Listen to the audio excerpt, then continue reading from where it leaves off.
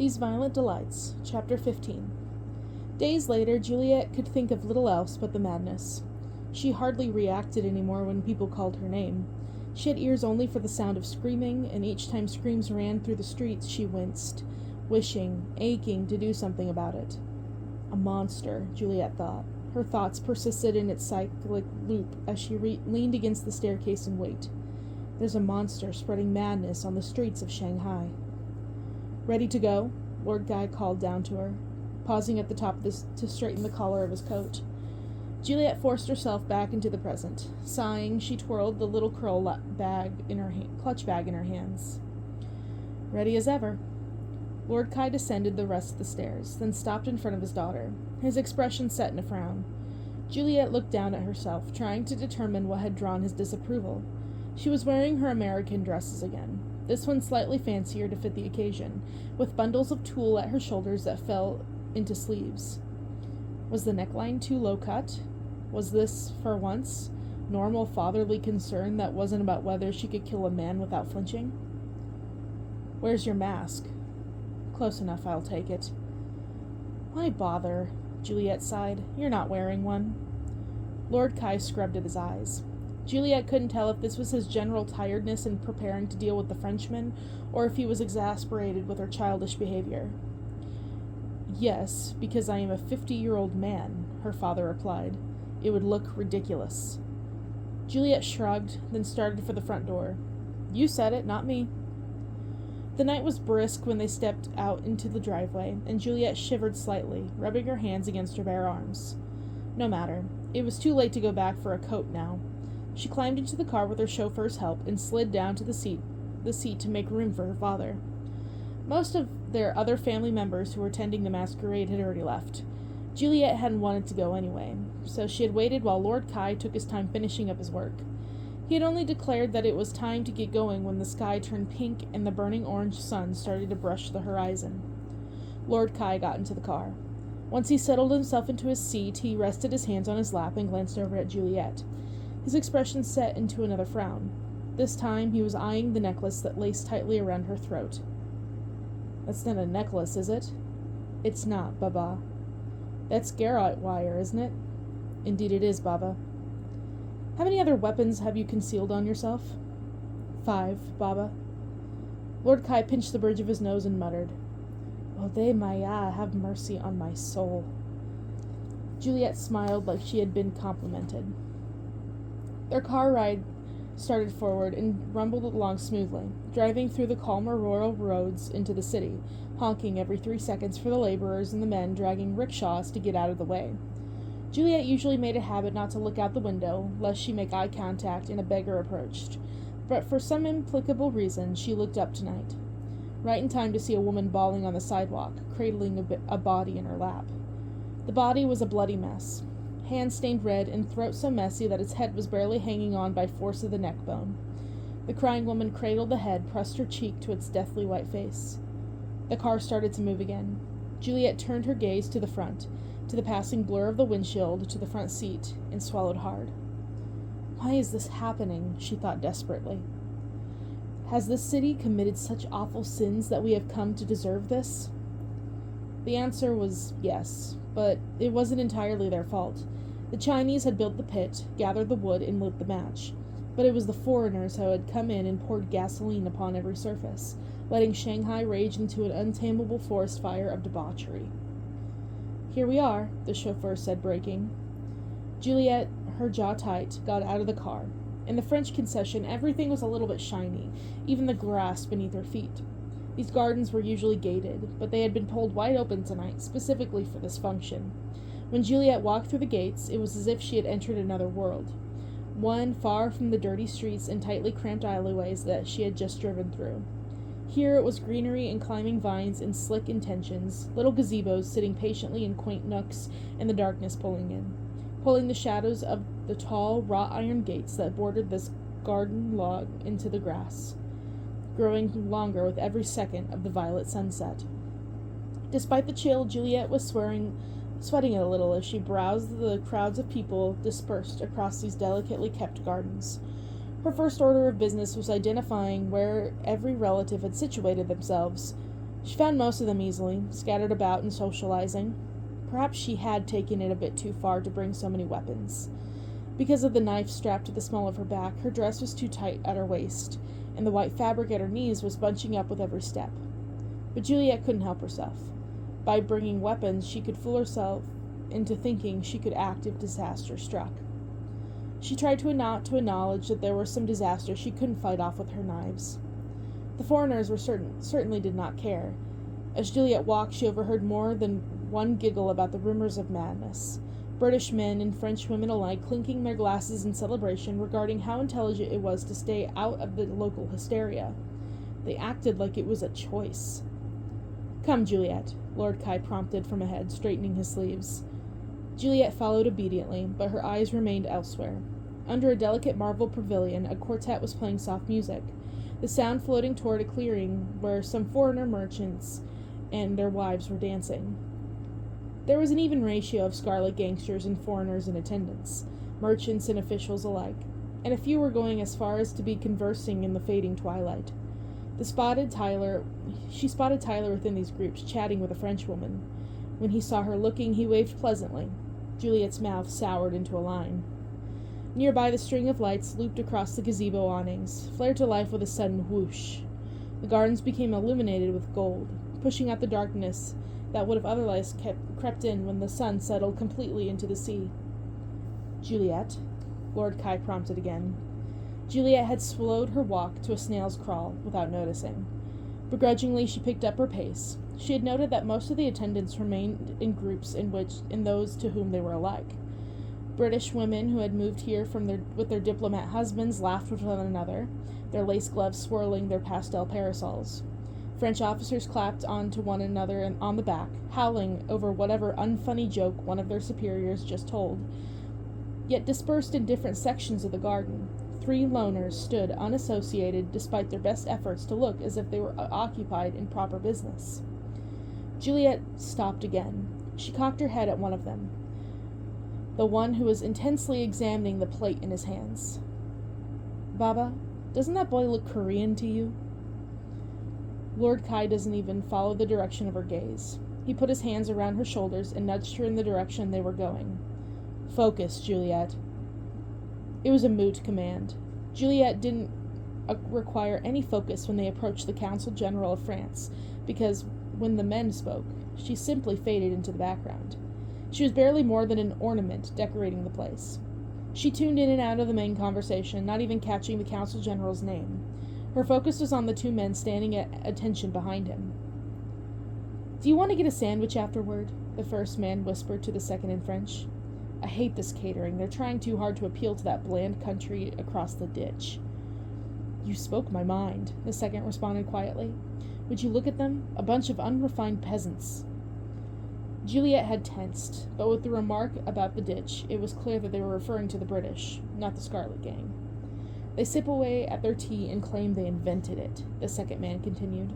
"Think again, fool. The Chinese were brewing tea before you even had a king." Juliet snorted suddenly, the irrelevant pettiness of the conversation completely taken her by surprise, then coughed to mask the sound. Lord Kai had nothing to worry about. Bringing her here had been an unnecessary precaution. She turned her attention back to her father's conversation. "They are weary, my lord," the Council General was saying. He spoke of his French businessmen, Juliet guessed. "The garden manciple keeps the French concession safe for now, but if there is any trouble brewing, I need to know if I have the support of the Scarlet Gang." If there was a revolt from the common Chinese people, from the unpaid workers who decided communism was the prime solution, the French needed a way to maintain their hold on Shanghai. They thought they could obtain it with weaponry and resources of the Scarlet Gang. They didn't quite realize that if there was a revolution, there would be no one left in Shanghai for them to do their business with. But Lord Kai voiced none of that. He agreed easily, under the condition that the Scarlet Gang still had the jurisdiction to run their errands in the French concession. The Council General of France exclaimed, in an attempt to mold his English and Americanisms, "Why, old friend, of course, that's not even a question." And when the 2 men shook hands, it seemed all was settled. Juliet thought the whole thing theatrical and ridiculous. She thought it preposterous that her father had asked her permission to run business on land their ancestors had lived and died on from men who had simply docked their boat here and decided they would like to be in charge now. The Consul General of France, as if he could direct the hostility of Juliet's thoughts, at last turned his gaze to her. "And how are you, Miss Juliet?" Juliet smiled widely. "You shouldn't get to stay here." She was speaking before her father could stop her, her words dripping so sweetly that they sounded like admiration. "However flawed we are, however much we fight each other, this country is still not for people like you to dictate."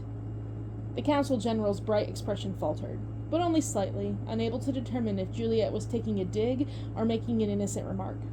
Her words were sharp, but her eyes were friendly, her hands clasped together like she was making small talk.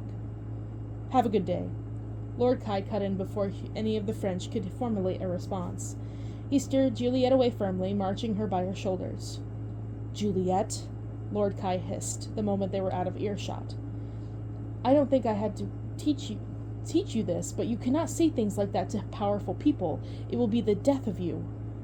Juliet shook her shoulders out of her father's grasp. "Surely not," she argued. "He is powerful, but he does not have the power to kill me." "Very well," Lord Kai said firmly. "He may not kill you. Then why can I not speak freely?" Her father sighed. He breathed in, then breathed out, searching for his answer. "Because," he said finally, "it hurts his feelings, Juliet." Juliet folded her arms. "We stay quiet about the injustice of all this simply because it hurts his feelings?" Lord Kai shook his head. He took his daughter by the elbow to lead her farther away. Sparing a long look over his shoulder, when they were near one of the gazebos, he let go and clasped his hands before him. "These days, Juliet," he said low and wearily, "the most dangerous people are the powerful white men who feel as if they had been slighted." Juliet knew this. She knew this far more than people like her father and mother, who had only ever seen what the foreigners were capable of after they sailed their ships onto Chinese waters. But Juliet, her parents had sent her off to America to be educated after all. She had grown up with an eye pinned to the outside of every establishment before she walked in, searching for the segregation signs that demanded she keep out. She had learned to move out of the way whenever a white lady in heels was coming down the sidewalk with her pearls, learned to fake meekness and lower her gaze in the event that the white lady's husband would note the slight roll of Juliet's eyes and yell after her, demanding to know why she was in this country and what her problem was. She didn't have to do a single thing in offense. It was the entitlement that drove these men forward. Entitlement that encouraged their wives to place a delicate handkerchief on their nose and sniff, wholeheartedly believing that this tirade was deserved. They believed themselves the rulers of the world. On stolen land in America, on stolen land in Shanghai. Everywhere they went, entitlement. And Juliet was so tired. "Everyone gets their feelings hurt," she said bitterly. "While he's here, he can experience it for once in his life. He doesn't deserve to have power. It's not his right." "I know," Lord Kai said simply. "All of China knows. But this is the way the world works now. For as long as he has power, we need him. For as long as he has the most guns, he holds the power." "It is not as if we do not have guns," Juliet grumbled anyway. "It is not as if we have not had an iron grip on Shanghai for the last century with our guns." "Once it was enough," Lord Kai replied. "Now it is not." The French needed them, but the Scarlet Gang did not need the French in the same way. What her father meant in actuality was that they needed French power. They needed to stay on their good side. If the Scarlet Gang were to declare war and take back the French concession as Chinese territory, they would be destroyed in hours. Loyalty in gang hierarchy was nothing against warships and torpedoes. The Opium Wars had proved that. Juliet made a sound of disgust. Seeing her father's stern expression, she sighed and diverted the topic back to what was important. "Never mind. I heard nothing of interest from this men." Lord Kai nodded. "That is fortunate. It means less trouble for us. Go enjoy yourself."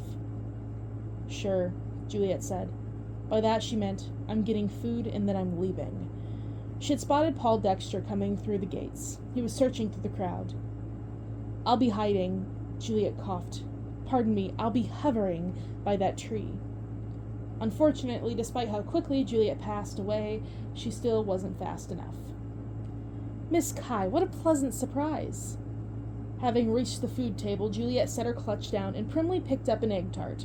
She took a nibble, then turned around, facing the human equivalent of stale bread.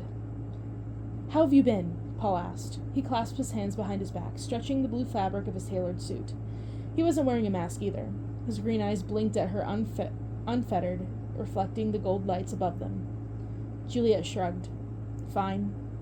"Excellent, excellent," Paul crowed. She didn't know why he was responding so enthusiastically to her uninspiring reply. "Let me say it's most— What do you want, Paul?" Juliet interrupted. "I already told you we don't want your business." Undeterred, Paul only ramped up his zeal and took Juliet by the elbow to lead her away from the food.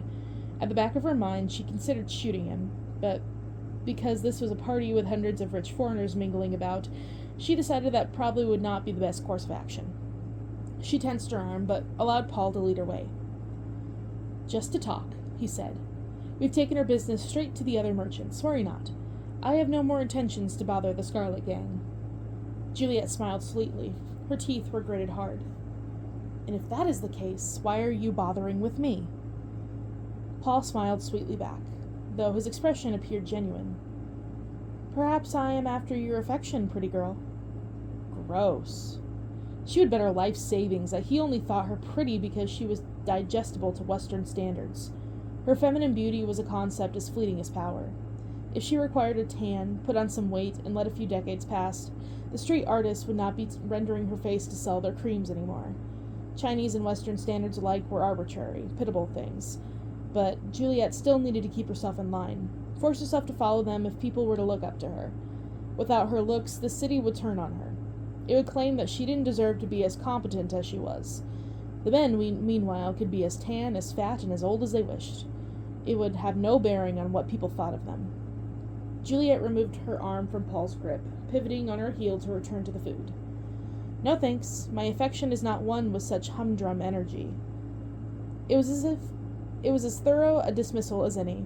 Juliet thought she had been left alone as she picked up a drink, but Paul was persistent. His voice came over her shoulder again. "How is your father?" "He is well," Juliet replied, barely biting back the aggravation that wanted to climb into her words.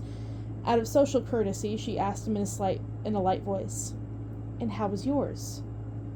Juliet was the queen of socialites. She had had nothing but practice. If she wanted to, she could have turned her slight, polite smile into a megawatt grin. But she did not think she could get any information out of Paul, and associating with him seemed pointless. Perhaps Paul could tell. Perhaps he was smarter than Juliet gave him credit for. Perhaps he had indeed detected the relentlessness of her tapping fingers and the ceaseless movement of her craning neck. So he made himself useful. "My father and I have started working for the Larkspur," Paul said. "Have you heard of them?" The Larkspur. Juliet, tapping her fingers, halted mid-movement. La Gaspou. Larkspur. That was what the old man in Ching Huang Miao had been trying to say. Hearing one lunatic scream about the mysterious figure, claiming he had received a cure for the madness, was unworthy of notice. Hearing that same mysterious figure mentioned twice in a few days was strange. Her eyes focused properly on the British smooth talker before her, for once settling into a steady gaze. "I've heard some things here and there," Juliet replied vaguely. She tilted her head. "What do you do?" "Run errands, mostly." Now Paul was being deliberately vague, and he knew it. Juliet watched the lines of a small smirk, the curve of his eyebrows drawing together, and read him to an inch of his life. He wanted attention for his involvement with the Larkspur, but he was not allowed to give answers. He would hint at all he knew, but he would not give anything up for gossip. "Errands?" Juliet parroted. "I cannot imagine there is much to do." "Oh, that's where you're wrong," Paul said, his chest puffing up. "The Larkspur has created a vaccine for the madness. He has merchants rushing for it in droves, and the organization of such a large affair requires workers the size of an army." "Your salary must be fantastic." Juliet eyed the chain of a golden pocket watch draped through one of his buttonholes. "The Larkspur sits upon stacks of money," Paul confirmed. "Is this Larkspur benefiting off the panic of the madness, then?" Juliet wondered. "Or does he truly have a vaccine that is worth the money of these merchants?" Juliet could have voiced her musings aloud, but Paul was looking too satisfied to give her a truthful answer. She only asked bluntly, "And does the Larkspur have a name?" Paul shrugged. "If he does, I do not know it. If you would like, I can arrange for you to meet him." At this, Juliet straightened up, peering at him from underneath her blackened eyelashes, awaiting for the catch. "Though I must say," Paul continued, looking apologetic, "I am not yet very high in the ranks. You would have to stick around for some time while I work my way up." Juliet barely refrained from rolling her eyes. Paul was still blabbering on, and she had stopped listening. He was only after a power trip. He couldn't make himself useful after all. "Excuse-moi, mademoiselle." Paul abruptly shut up as the voice spoke behind Juliet, giving her a blissful few seconds without his prattling. She silently thanked the French intruder, then took it back the moment she turned and faced the masked blond man standing before them. Oh, hell. "Voulez-vous danser?" Though Juliet could feel a vein in her forehead throbbing dangerously, pulsating with the rhythm of her anger, she took the opportunity to escape. "Bien sûr," she said tightly. "A plus tard, Paul." Juliet snagged Roma's sleeve and dragged him away. Her fingers curled so tightly that her right hand turned numb. Did he think she would recognize him just because he was wearing a blonde wig and a mask? "Do you have a death wish?" Juliet hissed, switching to English as soon as Paul was out of earshot. Then, noting all the British ministers and merchants around her, she lowered her tongue into Russian instead. "I should kill you right now. Your audacity!" "You wouldn't dare," Roma replied, his Russian fast and biting. "Would you risk allowing the Scarlet Gang to be seen as violent brutes in front of these foreigners just to rid of me? The price is too high to pay." Juliet clamped her lips shut, swallowing whatever else was poised on her tongue. They had paused in the fray of the dancing, amid a gathering of couples steadily increasing with the change in the music. The pull of strings from the quartet was coming fast. The tune was livelier, the rhythm was teasing. Roma was right. Juliet wouldn't dare, but the foreigners had been the furthest thing from her mind. Juliet wouldn't dare because no matter how big her talk was, she still couldn't separate the hatred boiling from her stomach with the sudden lurch of adrenaline that came to life with his proximity. If her body refused to forget who Roma was once to her, how was she to make those same limbs rebel from their nature, make them destroy him? "Penny for your thoughts?" At Roma's switch back into English, Juliet's gaze jerked up, their eyes locked. A tremor shuddered along the back of her hands. In the midst of so many switching skirts, the stillness between them was starting to look suspicious. Really, Juliet wondered how Roma avoided looking suspicious anywhere he went. He moved too well. Had someone told her 4 years ago that he was a god in human form, she would have believed them. "I doubt you have a penny on you," Juliet finally replied. Reluctantly, she took a step forward and raised her hand. Roma did the same. They didn't need to speak to make the complimenting gesture. They'd always known how to predict what the other was about to do. "Indeed, but I have plenty of larger bills. Would you offer more thoughts for those?" The music grew louder, spurring the couples all around them to move with a renewed vigor. Roma and Juliet were forced to circle each other's hands, extended but not touching, hovering but not steady, needing to move to blend in but unwilling to make eye contact, unwilling to pretend to be more than what they were. "What are you doing here, Roma?" Juliet asked tightly. She did not have the energy to play along with his trivial conversation. At much an intimate distance, she could hardly keep her breath even, could hardly hide the trembling that threatened to shake her extended hand. "I gather you are not risking your life just to have a little dance." "No," he replied surely. "My father sent me." A pause.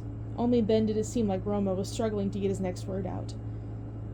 "He wishes to propose that the Scarlet Gang and White Flowers work together." Juliet almost laughed in his face. She quavered at the rising numbers of the dead lost to the madness. Yes, and she feared another outbreak within her own house, this time targeting those of her blood, those whom she knew well and held close to her heart. But it hadn't happened yet, and it wouldn't happen if Juliet would work fast enough. Alone. No matter how much more efficient it was for the two gangs to work together, to join divided city into one, she had no incentive at all to agree to Roma's proposal, and he appeared to think the same. The words coming out of his mouth were one matter, but his expression was another. His heart was not in it either. Even if working together would merge their territory, even if it would bring a momentary peace to the feud so they could discover why their gangsters were being picked off one by one, it wasn't enough. It wasn't enough to set down the hatred and the blood to resolve the fury that Juliet had been nursing in her heart for 4 years. Besides, why would Lord Montagov of all people propose an alliance? He was the most hateful of them all. Juliet could only come to one conclusion: the most likely. It was a test. If he sent Roma here and the Scarlet Gang agreed, then Lord Montagov knew the extent of their desperation. The White Flowers would truly want to work together. They only wanted to know how hard the Scarlet Gang had been hit, so they could use the information to strike even harder. "Never," Juliet hissed. "Run home and tell your father he can choke." Juliet whirled on her heel and broke away from their half-dance. But then the music changed to suit a waltz, and Roma snagged her arm, pulling her back until her other hand landed on his shoulder and his came down to her waist. Before she could do a thing about it, he had pulled her into a proper stance, chest to chest, and they were dancing. It was like she was under compulsion. For a moment she allowed herself to believe they were 15 again, spinning on a rooftop they liked to hide on, moving to the jazz club roaring beneath their feet. Memories were beastly little creatures, after all. They rose with the faintest whiff of nourishment. She hated the knee-jerk way she leaned into him. She hated that her body followed his lead without resistance. They used to be unstoppable.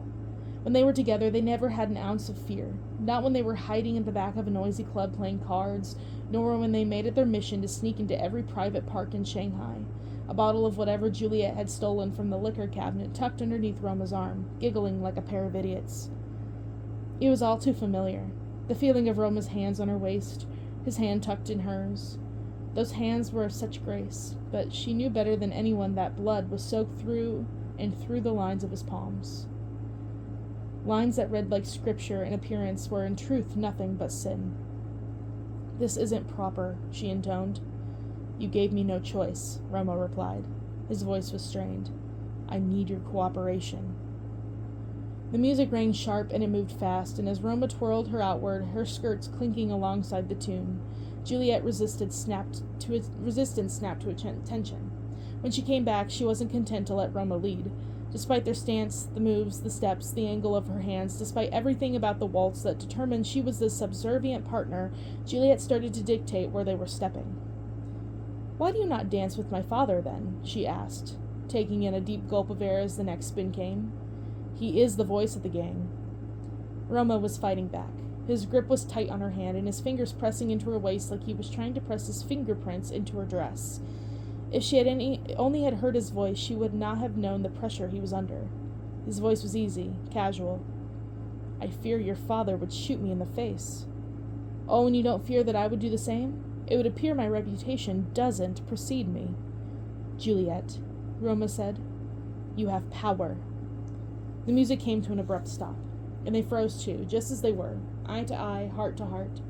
As the people around them broke away in light laughter, switching partners before the music started again, Roma and Juliet simply stood there, heaving for breath, chest rising and falling as if they had just engaged in close contact combat instead of the waltz. "Step away," Juliet told herself. The pain of it was almost physical. The years had worn on between them and aged them into monsters with human faces, unrecognizable against old photos. Yet no matter how much she wanted to forget, it was like no time had passed at all. She looked at him and could still remember the terrible dip in her stomach when the explosion happened. Still could feel the tightness in her throat that signaled the onslaught of tears, worsening and worsening until she was breaking down against the exterior wall of her house, holding her scream back with nothing but the palm of her silk-gloved hand. "You must consider it," Roma spoke quietly, like any loud noise could startle the bubble that had formed around them, could stomp down the strangeness between them, boiling and boiling into the surface. "I give my word that this is no ambush. This is a matter of preventing chaos from descending onto the streets." Once, a long time ago, at the back of a library while a storm raged on outside, Juliet had asked Roma, "Do you ever imagine what life would be like if you had a different last name?" "All the time, don't you?" Juliet had thought about it. "Only sometimes. Then I considered all that I could miss out without it. What would I be if I weren't a Kai?" Roma had lifted onto his elbow. You could be a Montagov. Don't be ridiculous. Very well. Roma had leaned in, close enough that she could see the twinkle in his dark eyes, close enough to see her own blushing face in the reflection of his gaze. Or we could erase both names and leave this entire Kai Montagov nonsense behind. Now she wanted to tear out the memories, launch them as a wad of spit right into Roma's face. You give your word, but you've always been a liar. She opened her mouth, the words to turn Roma away balanced right at the tip of her tongue. Then her gaze went to rapidly approaching a blur of moment coming on toward him, and she blanched, her jaw wiring shut. Roma became stock still when he sensed the gun that Tyler had pointed to his head. Juliet, Tyler said, where the loose sleeves of his dress shirt billowed with the slight wind. His hands were perfectly still, not a single tremor to the steady grip in his weapon. Step away. Juliet considered the situation, her eyes darted a quick inventory of the foreigners around them, taking in their scandalized gasps and their confused white eyes. She needed to de-escalate this, right now. What is wrong with you? Juliet scalded, feigning outrage as she stepped away. Tyler frowned. What? Put away your gun and apologize to this kind Frenchman, she continued. She placed her hands on her hips, like she was Tyler's snappy aunt, instead of a girl who had a heartbeat and threatened to tear through her rib cage. Tyler's expression morphed from furious to perplexed and back to furious again. He was buying it. It was working. Tyler, Lord Kai called from a distance. Gun away. Now. This is Roma Montagov, Tyler snapped. Gasps sounded from the British people who stood behind him. I know it. I could tell by his voice. Don't embarrass us by acting like this, Juliet warned quietly. Tyler responded by pressing a barrel of the gun deeper into Roma's neck. I will not tolerate a Montagov parading around on our territory. The disrespect! Two figures stepped out of the shadows then, their guns already pointed on Tyler and snatching the words from his mouth. Benedict Montagov and Marshal Seho had not even bothered wearing disguises. It was the Scarlet Gang's fault for not recognizing them. After all, Juliet had known they might be coming. She knew that Roma had snatched their invitation, that the White Flowers would have heard about this function even without it, and perhaps this is her own fault too. Perhaps some traitorous part of her had wanted Roma to show just so she could see him. That part of her, the one that had dreamed of a better world, that had loved without caution, was supposed to be dead. Just like monsters were supposed to be mere tales, just like the city and all its glamour and technology and innovation was supposed to be safe from madness. Stop, Juliet said, inaudible even to herself. This would end in a bloodbath. Stop! A scream echoed into the night. The confused rumblings began immediately, but then confusion turned to panic, and panic turned to chaos. Tyler had no choice but to lower his gun when the British woman standing 2 feet away from him collapsed to the ground. He had no choice but to dart backward and give wide berth when the woman's hands launched at her delicate, white lily throat and tore it to pieces. All around them, one by one by one by one, they dropped. Scarlets and merchants and foreigners alike. Those who had not been afflicted attempted to run. Some made it out of the gates. Some succumbed as soon as they skidded onto the pavement outside the gardens, and madness kicking in with delay. Juliet's lungs were tight again. Why was it spreading so damn fast? No! Juliet cried, rushing for a familiar figure on the ground. She got to Mr. Lee right before he could place his hands on his throat, slammed her knee into his wrist in the hopes that she could prevent it from him from acting. The madness was too strong. Mr. Lee yanked his arm out from underneath her, and Juliet was sent toppling, her elbow skidding against the grass. Don't! She shouted, lunging forward and trying again. This time his hands made contact with his throat before she could reach him. This time, before she could try to wrap herself around her favorite uncle and force him to stop, someone was pulling her away, a rough grip, pushing Juliet back on the ground. Juliet scrambled for the knife hidden in her back, her first instinct to brace for defense. Then she heard, Juliet, stop, I'm not attacking you. Her hand froze. A cry caught in her throat. An arc of blood flew wide into the night, drops landing on her ankle, her wrists, dotting her skin like a morbid crimson jewelry. Mr. Lee grew still. His face was frozen in his last expression, one of terror, so unlike the kindness that Juliet was used to. I could have saved him, she whispered. You couldn't, Roma snapped immediately. You would have just infected yourself in the process. Juliet let out a small, surprised breath. She scrunched her fist to hide her shaking. What do you mean? Insects, Juliet, Roma said. He swallowed hard as a nearby bout of screaming increased in volume. That is how the madness is spreading, like lice through your hair. For the shortest, uncensored second, Juliet's eyes widened, the web of facts in her head finally connecting, a thin line tracing from point to point. Then she laughed bitterly and brought her hand up to her head. She knocked upon her skull, and a hard, crispy sort of sound came from her hair, a sound that made it seem like she was knocking on cardboard instead. Her naturally straight hair needed at least 3 pounds of product to make her finger waves, or else the formation wouldn't harden in place. I'd like to see them try. Roma didn't say anything in response. He thinned his lips and looked out into the gardens. Those who were alive and chosen to huddle under a gazebo, somber and uncertain. Her father stood separated from the rest, his hands behind his back, merely watching. There was nothing that anybody could do except stand there and watch the rest of the victims die. One meeting. Roma jerked his eyes to her, startling. Pardon? One meeting, Juliet repeated, as if his hearing had been the problem. She wiped the blood off her face. That's all I can promise you.